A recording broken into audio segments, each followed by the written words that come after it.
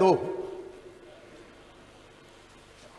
माननीय अध्यक्ष जी हाँ, प्रदेश के ग्रामीण क्षेत्रों में बढ़ती पेयजल की समस्या एवं भूमिगत जल की अशुद्धियों के कारण सरकार द्वारा मीठे तथा अक्षय जल स्रोत वाले स्थल पर ट्यूबवेल तथा ओवरहेड वाटर टैंक स्थापित कराकर पाइप जलापूर्ति कराए जाने हेतु वर्ष 2017-18 में कुल 659 संलग्नक 1 तथा वर्ष 2018-19 5 अप्रैल 2019 तक में कुल 623 संलग्नक 2 ग्रामीण पाइप पेयजल योजनाओं को पूर्ण किया गया है और प्रश्न नहीं उठता।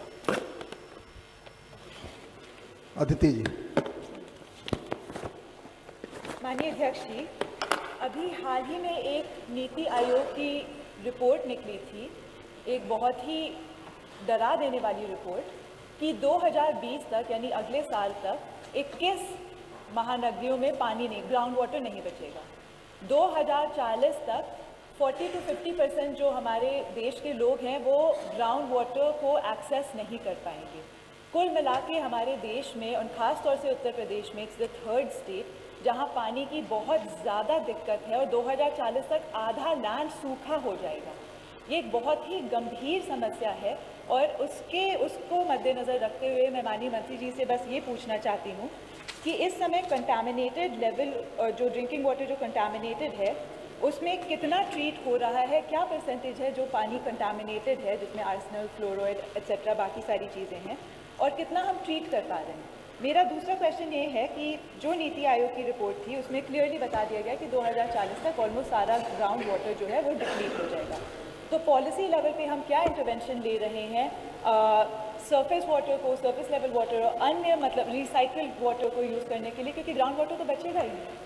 तो व्हाट आर वी डूइंग, हम क्या स्टेप्स ले रहे हैं, क्या एक्शन ले रहे हैं short term, medium term, long term, ताकि हम लिटरली हमारे पास पीने का पानी हो अगले कुछ सालों में।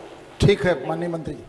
माननीय अध्यक्ष जी, माननीय सदस्य ने जो कहा है कि पूरे भारत पे और पानी का ऐसा संकट आ जाएगा, कम से कम मैं उनको अवगत कराना चाहता हूँ कि मेरा उत्तर प्रदेश उससे बहुत अछूता है।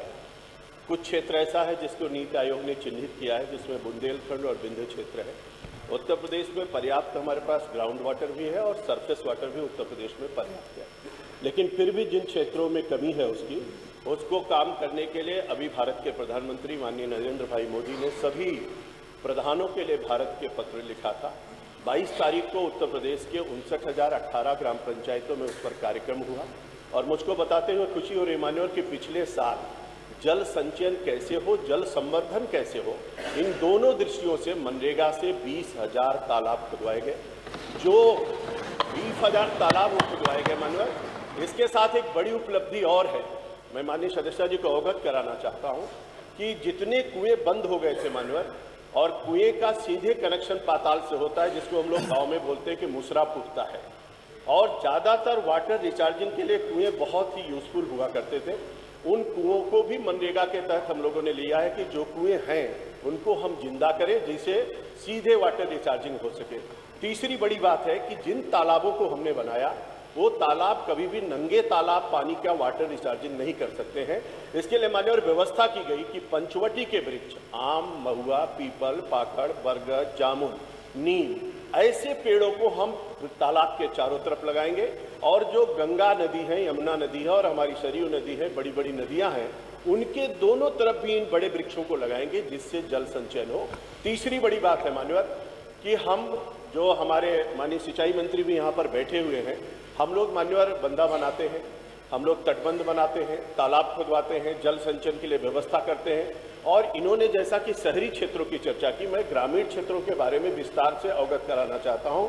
आगे आने वाले दिनों में मान्यवर जितनी भी बिल्डिंगें बनेंगी, वो चाहे सरकारी हो चाहे गैर सरकारी हो, सभी में वाटर रिचार्जिंग सिस्टम के साथ ही बिल्डिंगों को अनुमति दी जाएगी। एक बड़ी उपलब्धि सरकार की, इसलिए भविष्य में आपको चिंता करने की आवश्यकता नहीं है।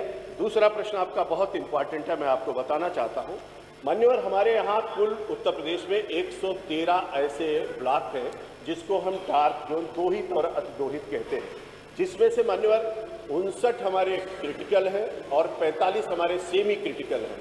और वो क्रिटिकल और सेमी क्रिटिकल जो जोन है मान्यवर, उसमें से आर्सेनिक और फ्लोराइड युक्त जितने क्षेत्र हैं उत्तर प्रदेश के, आपने कहा कि उसमें कितने में ट्रीटमेंट प्लांट लगा हुआ है, तो मैं बताना चाहता हूं आर्सेनिक जिले हमारे 20 है मान्यवर।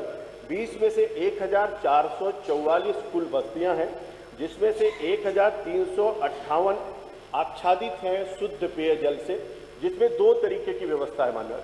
एक व्यवस्था है कि हम गहरे ट्यूबवेल लगाते हैं, उसकी बोरिंग गहरी करते हैं।